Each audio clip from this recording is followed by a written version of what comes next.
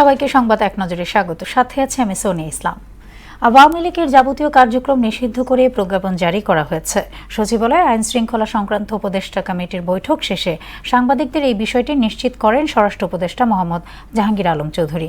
এ সময় পুলিশের হাতে মারণাস্ত্র থাকছে না বলেও জানান তিনি। এছাড়া র্যাবের পুনর্গঠনে 5 সদস্যের একটি কমিটি গঠনেরও কথাও জানান স্বরাষ্ট্র উপদেষ্টা।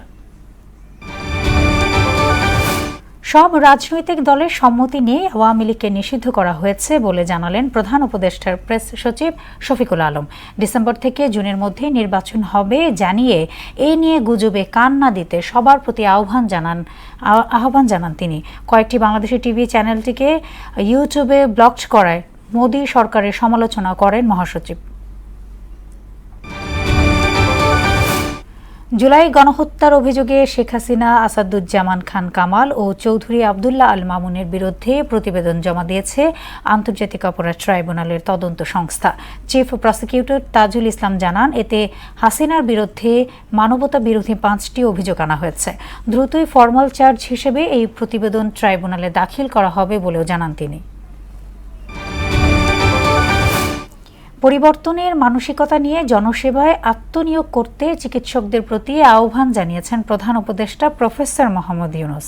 নিজ কার্যালয়ে 2 দিনব্যাপী সিভিল সার্জন সম্মেলনের উদ্বোধন বক্তব্য দেন তিনি। প্রধান উপদেষ্টা বলেন, সদিচ্ছা থাকলে যতটুকু চিকিৎসা সরঞ্জাম বা সুযোগ সুবিধা রয়েছে তা কাজে লাগিয়ে দেশের স্বাস্থ্য সেবার 25% উন্নতি হয়ে যাবে। অবরুদ্ধ গাজা ইসরায়েলি হামলায় আরও 26 ফিলিস্তিনের মৃত্যু হয়েছে। মধ্যপ্রাচ্য বিষয়ক মার্কিন দূত স্টিভ উইটকফের অভিযোগ, গাজায় ইচ্ছাকৃতভাবে যুদ্ধ দীর্ঘায়িত করা সহ বন্দী মুক্তি চুক্তিতে বাধা দিচ্ছে ইসরায়েল। এদিকে 20 দিন পর প্রথম শান্ত রাত কেটেছে জম্মু কাশ্মীরের নিয়ন্ত্রণ রেখায়। বাংলাদেশ দলের নতুন বোলিং কোচ হিসেবে নিয়োগ পেয়েছেন অস্ট্রেলিয়ার পেসার শন টেইট। এক বিবৃতিতে একথা জানিয়েছে বিসিবি। এ মাসের শেষ দিকে দলের সঙ্গে যোগ দিবেন তিনি। কাজ করাবেন 2027 সালের নভেম্বর পর্যন্ত। অস্ট্রেলিয়ার বিশ্বকাপ জয়ী পেসার শন টেইট গেল বিপিএলে চিটাগং কিংসের হেড কোচের দায়িত্ব পালন করেন।